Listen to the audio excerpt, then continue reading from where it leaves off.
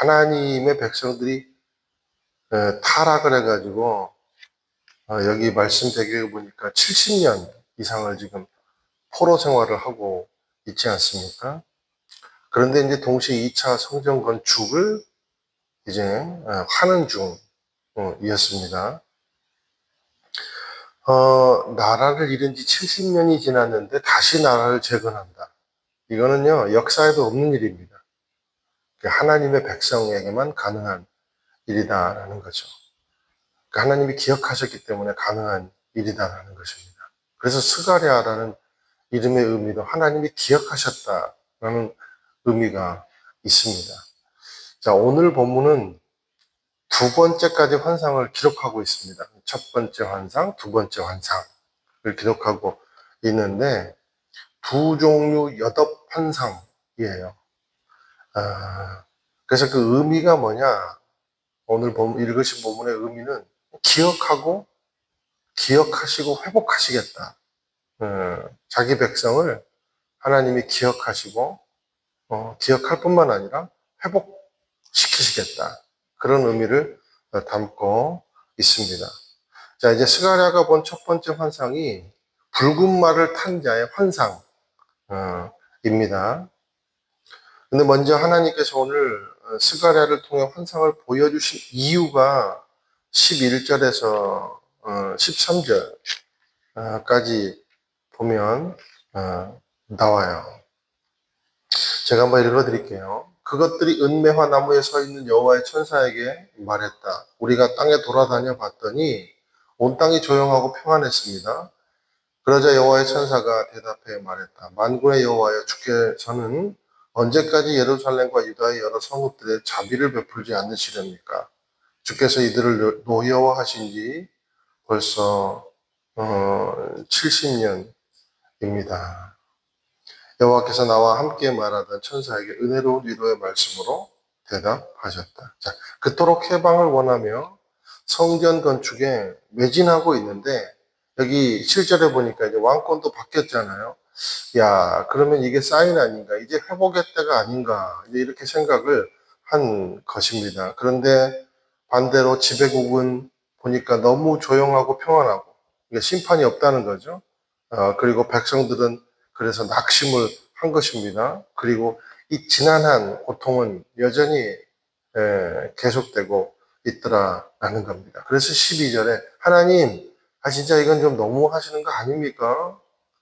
자, 이런 중에 환상이 보이는데 첫 번째 환상에서 하나님이 그 질문에 대한 대답을 해주시면서 자신의 진정한 마음을 드러내세요. 그것이 바로 14절입니다. 우리 14절은 함께 한번 읽으시겠습니다. 시작. 그 천사가 내게 말했다. 너는 외쳐라. 만군의 여호와께서 이렇게 말씀하신다. 나는 예루살렘과 시온을 무척 사랑한다. 이게 하나님의 마음이라는 거예요. 하나님 70년이 뭡니까? 무척 사랑한다는 겁니다. 그런데 그 대답이 이게 하나님의 마음이다. 그러니까 택한 백성을 향한 하나님의 놀라운 고백이 지금 나타내지고 있습니다. 이 사랑의 고백이 실제 이루어지는 것이 바로 예루살렘의 회복이고 그리고 더 나아가 예수 그리스도의 교회가 탄생하는 것입니다. 지금 우리 교회의 모습이다라는 거죠. 그러니까 교회는요, 저와 여러분 한 사람 한 사람이 교회잖아요. 하나님이 무척 사랑한 결과임을 믿게 되시기를 주님의 이름으로 축원드립니다. 자, 이제 하나님의 속내는 자기 백성을 무척 사랑하는데 그런데 고통은 왜 왔는가? 백성들이 타락했으니까 온 것이죠.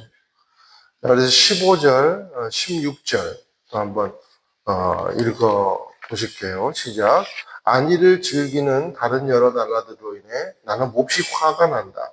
나는 내 백성에게 화를 조금 냈는데 다른 여러 나라들은 내 백성에게 내가 벌 주는 것보다 더 큰 고통을 주었다. 그러므로 여호와께서 이렇게 말씀하신다. 내가 자비한 마음으로 예루살렘으로 돌아가겠다. 그곳에 내 성전이 세워질 것이다. 만군의 여호와의 발이다. 예루살렘에 집을 짓기 위해 측량줄을 칠 것이다. 하나님은 자기 백성들이 타락해서 잠깐 의식을 일깨우고 회복하게 하기 위해서 강대국을 하나님의 막대기로 그렇게 사용하셨다는 겁니다. 그러면서 하나님이 하신 말씀이 야, 이 정도까지만 손대라, 적당히 손대라, 그렇게 말씀하셨는데 이 막대기들이 매우 하나님의 백성을 향하여 오버를 한 것입니다. 그러니까 막대기가 채찍으로 변한 거예요. 그래서 하나님의 백성들을 괴롭히고 있는 것입니다. 그래서 하나님께서 내가 자비한 마음으로 예루살렘으로 돌아가겠다 이렇게 말씀하세요.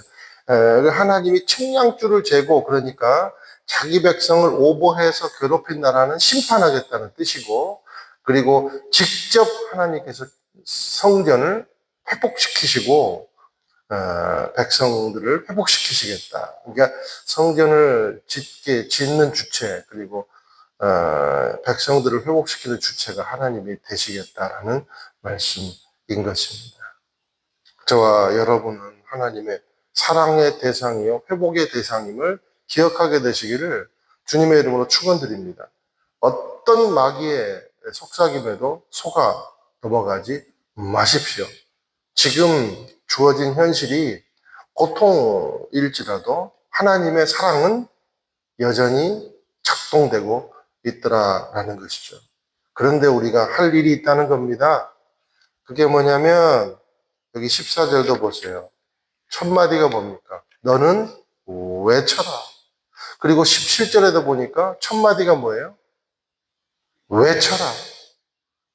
외치는 일이 우리의 할 일이라는 겁니다. 그러니까 부정에 심취하고 함몰되지 말고 하나님의 사랑을 선포하고 기도하고 소망하는 것을 놓치지 말라라는 겁니다. 특별히 기도하는 것을 놓치지 말라는 겁니다. 저와 여러분은 지금 실적 없는 삶을 향해 덧없이 가는 인생들이 아니다라는 겁니다. 반드시 열매를 거두게 될 것이고 그리고 하나님의 때가 되면 우리도 변하고 삶도 변하고 주변의 생명도 변하는 일석삼조의 길을 준비해 놓고 계신다는 겁니다. 이 사실을 기억하고 기도하고 기대하고 소망하는 저와 여러분이 되시기를 주님의 이름으로 축원을 드립니다. 자, 이제 두 번째 환상은 내 뿔과 내 대장장이 환상이에요. 18절 한번 제가 읽어드릴게요. 내가 눈을 들어 바라보니 그곳에 네 개의 뿔이 보였다. 근데 네 개의 뿔, 이 말은 당시의 강대국을 상징을 하고 있습니다. 근데 우리가 이제 성경에서 보면 뿔이 나올 때는 보통 힘, 권세를 가리킵니다.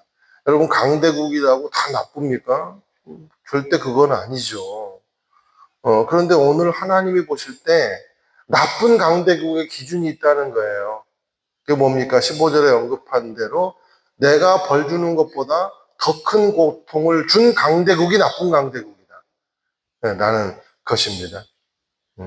그래서 우리가 사역을 할 때도요, 직분 가졌다고 그것을 권리와 채찍으로 알면 하나님의 심판이 주어지더라. 라는 것이죠. 19절, 함께 한번 읽어보겠습니다. 시작. 나는 내게 말하던 그 천사에게 물었다. 이것들이 무엇입니까? 천사가 내게 대답했다. 이것들은 유다와 이스라엘과 예루살렘을 흩어버린 뿔들이다. 예루살렘을 흩어버린 뿔들이다. 자, 뿔의 힘은 누구에게서 나온 겁니까? 하나님이 임시로 주어줬어요. 그런데 이스라엘이 교만했을 때 하나님이 이웃 강대국을 사용해서 교훈을 주려고 하나님이 뿔을 허락을 해주신 겁니다. 그런데 하나님이 잠깐 주신 이 뿔을 너무 휘두른 거예요. 그래서 이렇게 괴롭히는 방자한 강대국을 하나님이 지금 심판하시겠다라는 겁니다. 그런데 20절, 21절 말씀 보니까 20절에 내게 4명의 대장장이를 보여주셨대요. 4명의 대장장이. 그리고 이 뿔들을 4명의 대장장이들이 그 뿔들로 하여금 두려움에 떨게 하고 다른 나라인 그 뿔을 꺾어버리려 하신다는 거예요. 자, 뿔이 몇 개입니까? 4개입니다. 그리고 대장장이는 몇 명이에요? 예, 4명의 대장장이에요. 그러니까 이 말은 무슨 말이냐면 1대1로 하나씩 맡아서 완벽하게 처리하시겠다라는 그런 의미라는 거죠. 그런데 더 나아가서 이 대장장이가 상징하는 것이 있다는 겁니다. 이것이 뭐 누구십니까? 예수 그리스도시다라는 거예요. 시편 2편에 나온. 스쳐만 지나가도 도기가 깨지는 것처럼 권세를 가진 자, 예수 그리스도시다라는 거죠.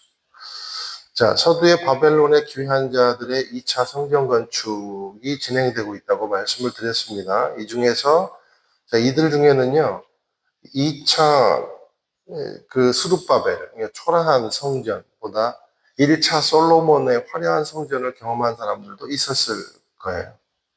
근데 이 사람의 눈으로 볼 때는 스룹바벨 성전이 얼마나 초라해 보였겠습니까? 솔로몬 성전이 얼마나 위대한, 그리고 수려한, 화려한, 아름다운 성전인데, 그 기억이 있는 사람들은 지금 현재 스룹바벨 성전 얼마나 초라해 보이겠어요. 근데 하나님이 오늘 대장장이 환상을 보여주신 겁니다. 여러분, 대장장이 환상. 대장장이가 뭘 들고 있습니까? 망치 들고 있죠. 마치 예수님 모습이 상상되지 않습니까? 예수님 목 쑤셨잖아요. 망치를 든 예수님이 상상이 되시죠. 뿔이 더 화려합니까? 망치가 더 화려합니까? 뿔이 더 화려하죠. 헤롯이 더 화려합니까? 예수님이 더 화려하십니까? 나중에 3차 헤롯 성전이 세워지죠. 그 성전이 화려합니까? 예수님이 화려합니까? 예수님은 초라하십니다. 그런데 이 대장장이에게 들려진 망치, 예수님이 가진 그 능력은요, 어떤 권세보다 세고 강하다는 거예요. 그러니까 우리가 누굴 붙잡아야 됩니까? 근데 그가 왜 강합니까? 생명이 있기 때문에. 그리고 하나님의 삼위일체이시기 때문에 강하신 것이죠. 무엇보다 우리를 사랑하시기 때문에 강하신 것입니다. 그 강하신 하나님이 우리를 사랑하셔서 십자가를 지셨다는 거죠. 그러니 얼마나 그 사랑이 놀랍고 깊고 넓고 높습니까? 겉의 화려함만 보지 말고, 그러니까 생명 대신 예수님을 보면 살게 되고 원수도 물리치게 될 것이다 라는 겁니다. 저와 여러분이 가져야 될 시각인 줄로 믿습니다. 그러므로 저와 여러분이 가져야 될 것이 무엇인가? 예수님을 향한 믿음을 가지고 기도함으로 외치며 나아가는 것입니다. 그분만 붙잡고 나아가는 것입니다. 그러면 마귀가 우리 앞에서 무너지고 한 길로 갔다가 1000길로 도망가는 일이 있어질 거다라는 것입니다. 오직 예수를 바라보고 믿으면 모든 것을 주시겠다고 하는 하나님의 은혜가 오늘도 여전히 우리를 외치라고 초대하고 있습니다. 외치십시오. 이 부르심에 반응하여 선포하고 외쳐 얻어내는 귀한 삶이 되기를 주님의 이름으로 축원을 드립니다.